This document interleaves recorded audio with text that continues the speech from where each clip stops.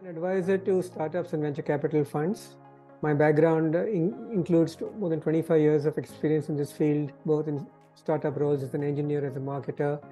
I've been an angel investor. I've been a general partner at a VC firm for 5 years, and then I am advising a couple of funds, including the Splash Fund, as well as helping startups raise money, startups all the way from early stage all the way to more mature ones.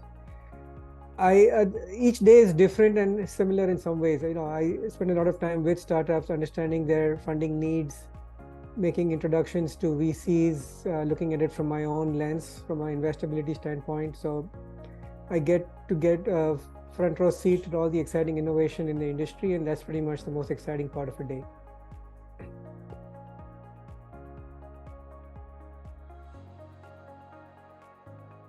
Yeah, definitely it's a great career. It's very rewarding in the mid and long term.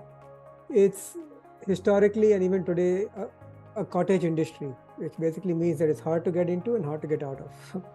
So to crack your first interview and get into the field is difficult. And then once you're in, because the pool of VCs and at all levels, analysts, associates, vice presidents and all is relatively small. People keep shifting within the industry to different VC firms or, go back to business school in some cases, but those who stay in the field and go on to become partners. So it's fairly self-reinforcing, the whole ecosystem. The good thing about a career in VC is that you get a front row seat into all or a lot of the exciting innovation across the globe right at your fingertips for businessmen. Because the moment you have money to deploy, a lot of people want to talk to you. So you hear about innovation in healthcare, health tech, fintech, edtech. I mean, every field, depending on what your fund is investing into. It's something it's a kind of experience that it's hard to get elsewhere. In a corporate job, you're in a pharma industry as an engineer, as a marketer, you understand the pharma industry really well, or the same thing with telecom or whatever. You get a limited set of experiences, but you just grow into that role and you grow into a career from that standpoint.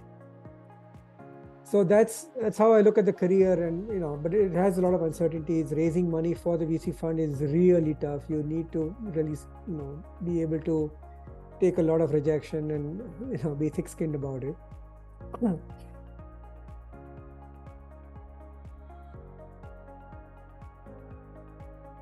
How to get into, there's still, I think the classical inflection points are the same. Interviewing, getting an internship actually is the best way to, get yourself in front of VCs. So if you're at a premier engineering college or a premier MBA program, ISB, IM, and get an internship and then convert that to a full-time job at the end of your program, that path still remains. Though admittedly, because of what I said of the influence of AI, the number of analyst or associate openings within a VC firm is going down, but the number of VC funds is going up just on account of the capital coming into the country. So it's a little bit complicated. I don't know the exact arithmetic around it, but let's just say these two cancel out. So there's still a good number of entry points at entry-level positions at VC firms coming out of a premier engineering or MBA program. Or even liberal arts, by the way. We've seen people coming out of econ degrees at Ashoka or otherwise, which they have the right set of skills to enter the VC field.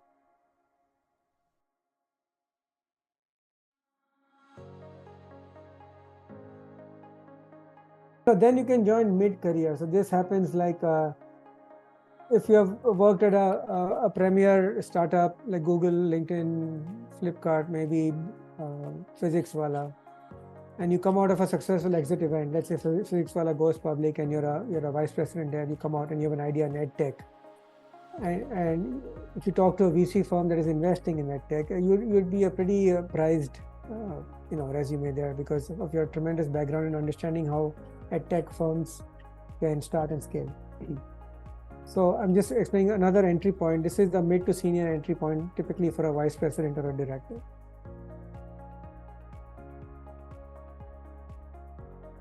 Yeah, so I started off my career as an engineer. It was fairly typical for people like me in the 90s. So My undergrad is in computer engineering from Bombay University. I have a master's in computer science from Indiana University.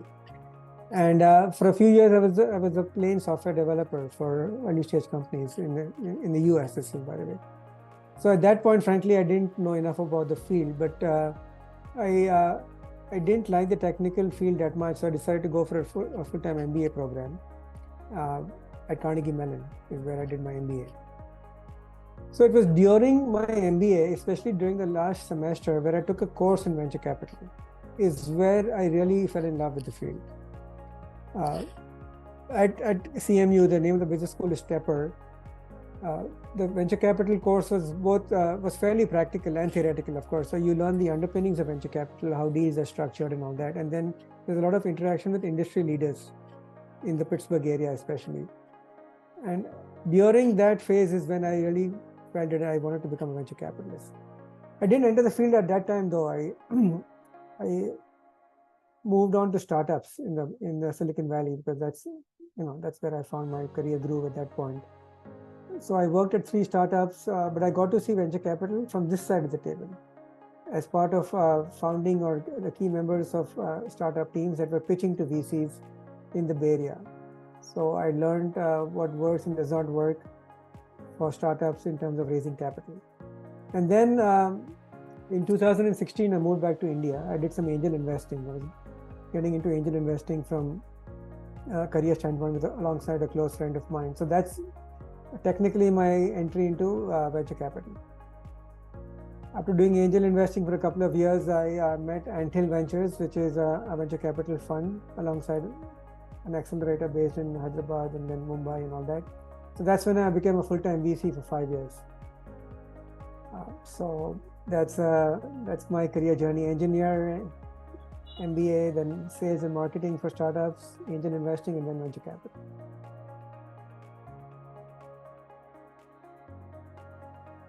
Yeah, so my love for venture capital happened during a classical MBA program, and specifically the introduction to venture capital, like a venture capital 101 course at Carnegie Mellon Stepper School of Business, is where I formally learned, all the technicalities of deals, term sheets, share agreements, cap tables, how deals get structured, how to look at a deal. So yes, strong theoretical underpinnings.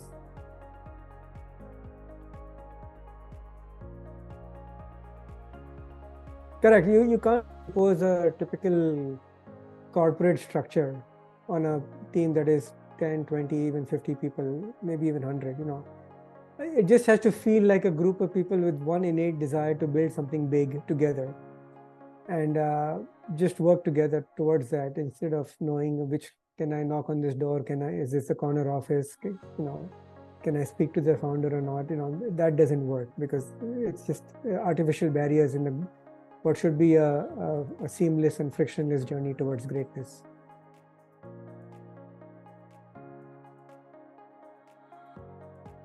Now, if you join a startup early, let's say you're the second, third, first employee, that has a lot of benefits and a lot of risks, right? Obviously, the startup has to keep churning out cash through funding events or through sales for it to sustain. So you're always risking your career, and it's highly unlikely that you'll get paid industry salary at a startup. You'll at least be 30-40% lower than what you can aspire to make at a bigger corporation. But of course, you'll have a lot more responsibility. You'll have the leverage to do multiple things. If you're a technical person that's good at communicating, you can try your hand at technical marketing or writing on LinkedIn, or building your career and profile in a way that's usually not possible in a bigger company. So if you have an aspiration to understand a startup from the whole 360 degree view, then joining another startup early is the best way to gain that experience. And then if you are resourceful, you work your way up, you build a lot of contacts in the industry, which serve you in great stead when you have your own company.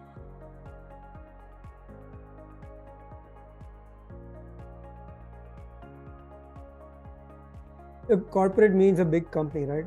So it's there's usually no funding issues. You talk about Google, Reliance, whatever. There's no fund. It's a public company. There's they're flush with cash. They can try out many experiments and afford a few failures here and there, even expensive failures, theoretically. Google does it all the time. They build many products and they shut them down and they don't run after 2 years. So startup doesn't have that luxury. They have meager funding, typically at least the first 3-5 years, and they have to be completely focused on building 1 or 2 products and building them to a point where they start looking like they'll hit the IPO track or get acquired. So the availability of funding is the one biggest difference. Then the team size is different, by design, right? Corporation usually means 1,000 people or more. There's well-defined groups: sales, marketing, engineering, HR, PR, and those are typically siloed, at least philosophically. That if you're in marketing, you're a marketer, and your full work week is full of marketing work. In startups, that might exist to a certain point, but it by no means prevents like an engineer from doing a marketing blog or a marketing function for some time. Or likewise, I've seen marketers that are great at engineering also.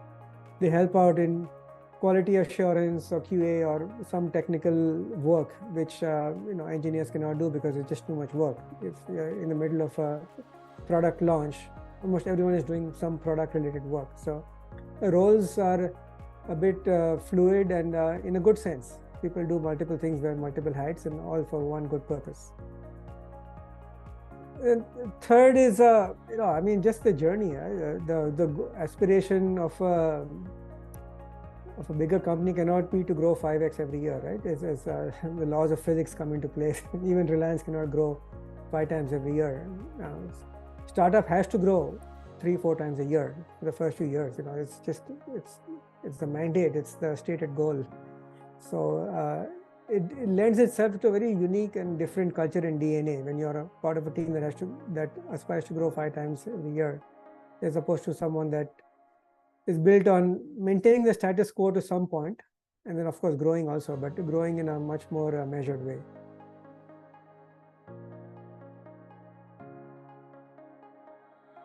Well, you need to have a world-class product, right? And you need to be hitting on a genuine pain point. So it's not just incremental. I'll do something 10% faster or 5% cheaper or 12% faster, whatever. You need to have I'm doing something today which is a complete drag on my team and resources, and then I have a product that will completely eliminate all the waste, angst, and frustration inherent in what you're doing today. Okay, so that's the first hope. So you have to have a product that has a genuine use case in the mass market. Then, of course, it's a classical sales cycle, right? You need to be able to find the decision maker at a corporation, which is usually a function of LinkedIn and prospecting through telemarketers, maybe, or conferences or whatever. You need to locate the decision maker, and you need to adroitly manage the sales cycle so that they become a customer within, let's say, 2-3 months.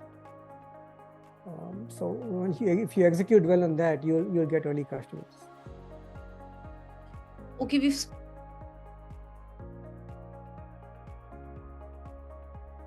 right at the outset, you need to have a defensible moat.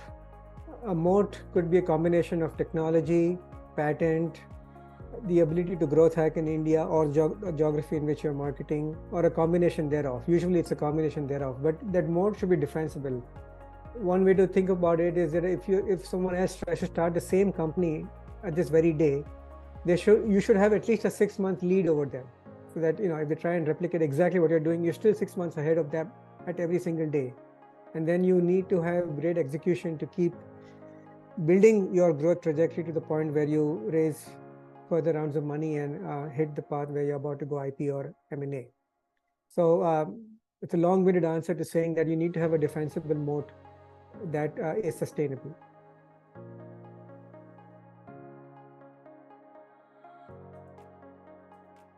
Funding and the founding team staying intact. Funding, we all know, is hard. Even in the most optimistic environments, less than 5 or 10% of startups globally get funded. So you need to be uber networked within the investment community among angels, venture capitalists, investors. You need to build upon and leverage all your connections, starting from childhood literally to alumni, neighbors, friends, people in the industry and things like that. And you need to have the right value proposition, which is the defensible moat, and that should be well articulated through a crisp deck for you to impress investors to a point at which they'll fund you. The founding team has to stay intact. If a co-founder leaves early or even midstream through the journey, it's a big drag on a startup. The morale gets drained, people feel directionless, a lot of the IP and the know-how leaves the building, and it's not easy to recreate. So founders should have a very good symbiotic relationship right from the get-go, one that stands the test of time and adverse situations. And then even structurally, founder agreements should be made in such a way that rewards long-term commitment to the company.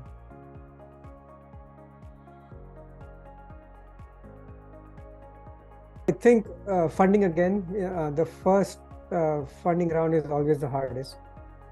A lot of the founders mitigate this by raising money in the friends and family round, as we all know. These are people who have known the founders from, for decades.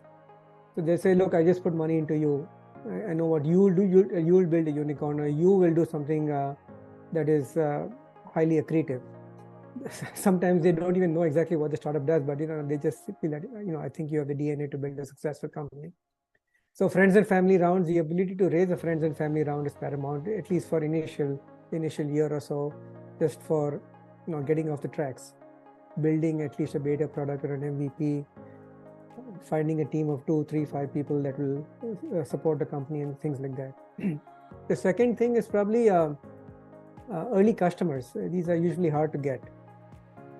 Let's say an enterprise B2B company, right? You need to really slog hard to get the first customer, because it's not an easy market to crack. In most cases, people are, the procurement people inside corporations are not sure about the sustainability of the company, whether it will survive, who will support the product once it's installed at their end, and things like that.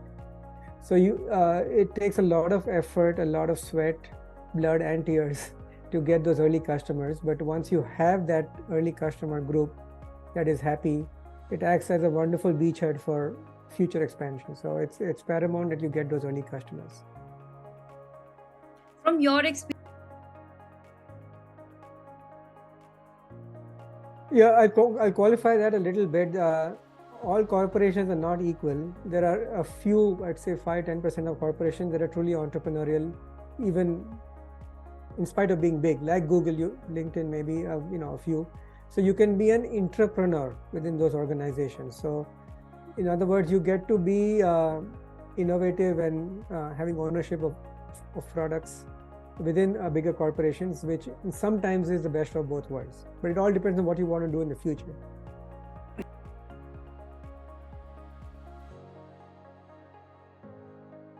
Yeah, friends and family round is typically the easiest, because again, these are people that know you right from the outset, and much before you even conceive of a startup. These people are usually the most forgiving of your errors, and product mistakes, marketing, go to market not defined, this and that. So it's quote unquote easy money, but you still have to be careful because you're taking it from people that know you. So, but if you can raise it, it's a definite plus. You're off to the races.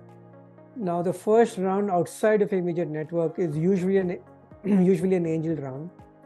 This could be 1 or 2 angel investors, it could be a clutch of angels, or it could be an angel group like Indian Angel Network, Mumbai Angels, things like that. So yes, you need to somehow penetrate these angels groups, or people inside these organizations that help you raise an angel round. And that's good old-fashioned networking through LinkedIn, through alumni, people that you've studied with, people that you've worked with. You need to harness your network to get introductions, to get meetings, and to close an angel round. And then after the angel round is typically the first institutional round, which is basically saying venture capital comes into your fund at a seed stage or Series A, or just depending on your traction and progress. And that is, again, you have to leverage whom you know so far, which is your friends, family, and your angels. So angels are also fairly well networked into the VC community. So again, now that you are comfortable with interacting with your angels, they can make introductions. There are advisors out there, of course, that help make these introductions to the VCs that will help you, get the first institutional round, typically $5-7 million.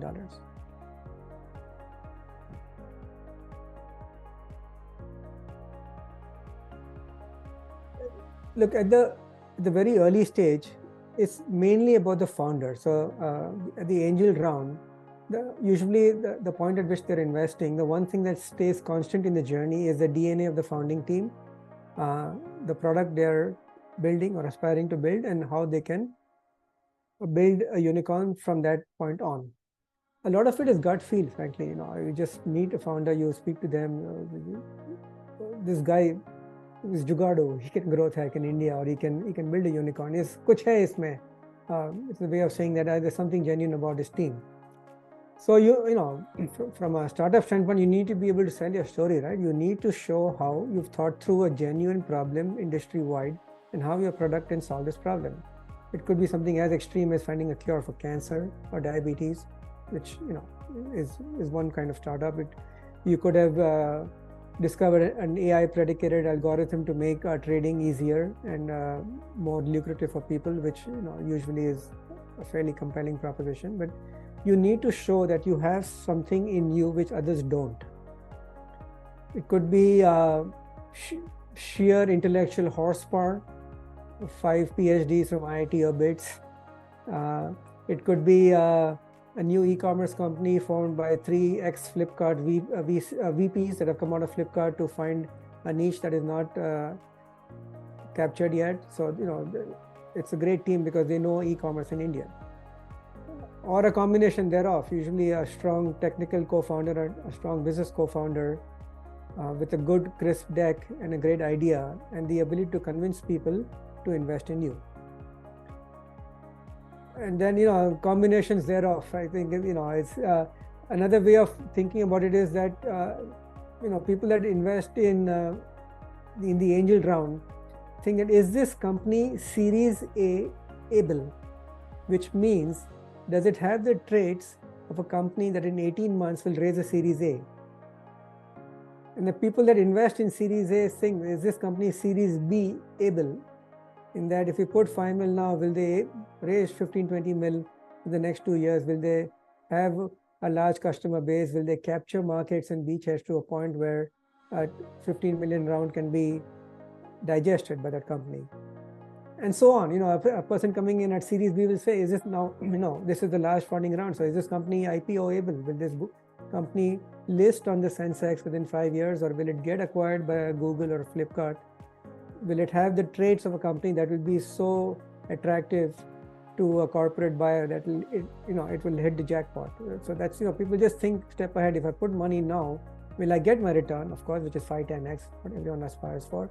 But does it have that charm, that allure, that DNA to succeed?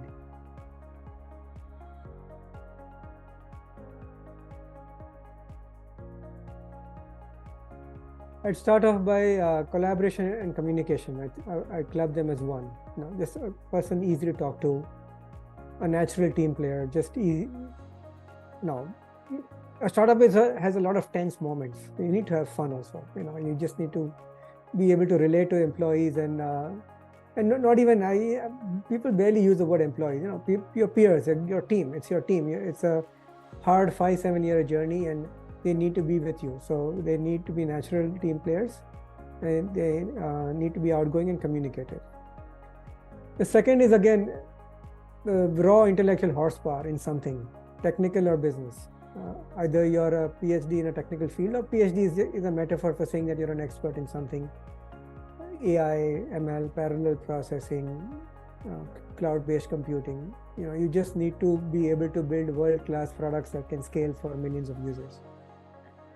And on the business side, you just need to be able to, just build on newer and newer growth trajectories. Grow from 5 customers to 500 to 5,000 to 50,000.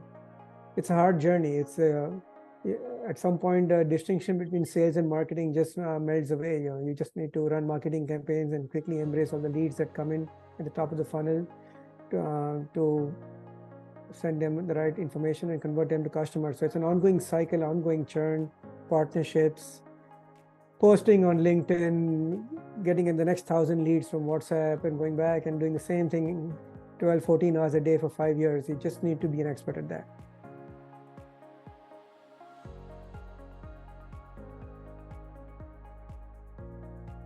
Yeah, there are, I'd say you start off with intellectual horsepower. Someone that joins a startup has to be really smart at something. It could be technology, it could be marketing, it could be sales, it could be even HR, or it just could be but basically you need to have some strong arithmetical or analytical skill to help the startup grow at that point. Second, you need to be a great collaborator. I think startups are naturally a place for team players. It's very hard to be a lone ranger and succeed. They could be, but 95% of roles require you to communicate across different stakeholders.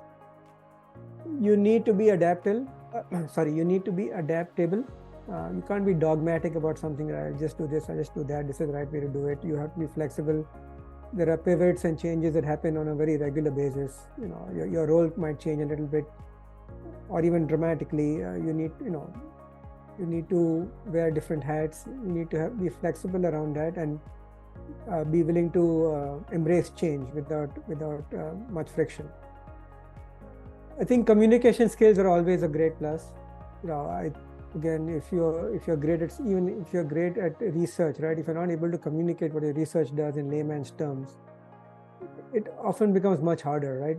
So again, if you're a really deep tech company with drone technology and all, is great, but you need to explain why your drone technology is better than the others, what genuine use cases are there and how it helps customers.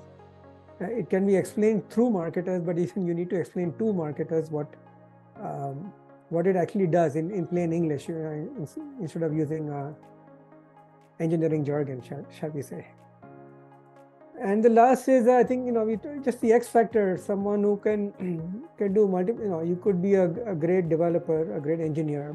You could also be great at writing engineering blogs on LinkedIn. Same with a sales or marketing guy. Someone can just have great boundary spanner, can form partnerships, can build relationships, can speak at keynotes. That's another great skill.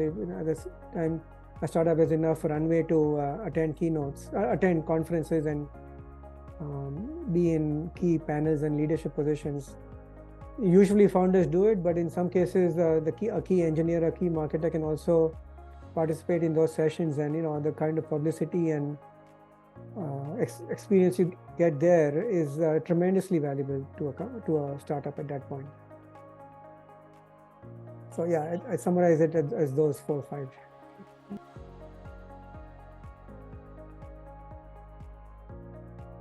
I compare the word AI to the word software in the 1990s. Any business that was aspiring to get funded, by definition, was a software business, because those were the only kinds of businesses that could grow rapidly and lend themselves to massive scale. So at some point, people stopped using the word software index. It began looking very naive if you wrote, "I'm a software company" instead of deck. People assume you're a software company. People start saying, I'm a cloud-based company that does, I'm a CRM company, or I'm a collaboration company, I do Web 2.0, but it was assumed you're a software. So people stop using the word software. I think we're coming to that point in AI too. People, I think today, if they say I'm an AI ML company, it's a bit naive. It's almost assumed that you have a level of AI in your startup, otherwise you won't get funded. I mean, you can't be not AI, shall we say. So startups describe themselves saying, okay, I'm AI first and ML first, but do it in a, shall we say, classier way, that we use this LLM and this AI module to do better reads on blood draws as a radiology company, or to find a more customized cure for cancer at a cell level for pancreatic cancer. So they don't say I'm an AI company in healthcare. They say we use these AI modules, the technologies and LLMs to cure pancreatic cancer at a molecular level. So that's how I would answer the question. AI is inherent, it's innate, and it's inevitable. It's just how deep you are inside the technology and with your team strength is what defines you as a company.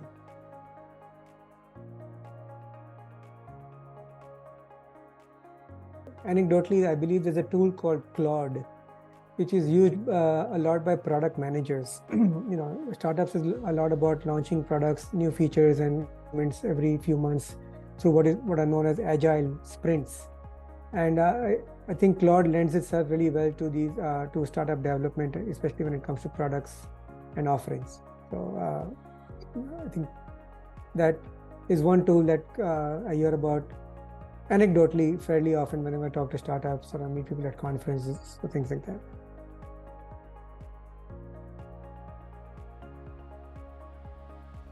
See, broadly in the VC community, a lot of what analysts do can be done by AI now.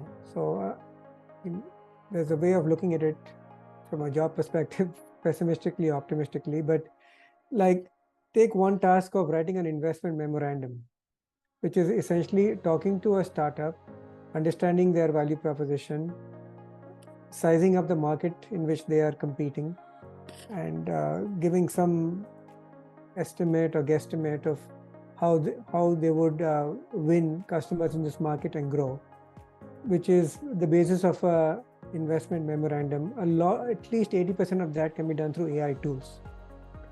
So that is one area where clearly it helps partners at VC firms become more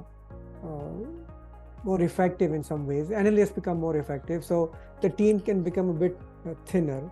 Analysts and associates are needed definitely for the human interaction and understanding or estimate at the end. But I think VC teams will become smaller on account of AI tools available to do a lot of the work that was hitherto done by a team of analysts and associates.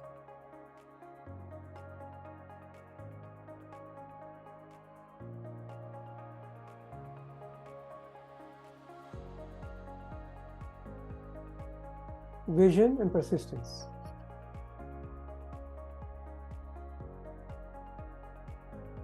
Intellectual horsepower, ability to collaborate and communicate, and strong levels of focus.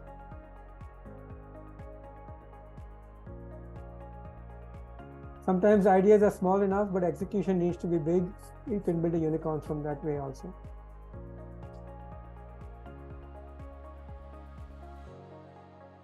Make sure you partake in activities that help you relax and rejuvenate. It could be a mixture of friends, family, exercise, hobbies, travel. These might seem like luxuries in a startup's journey, but these are extremely helpful to maintain a strong, steady progress towards your ultimate goal.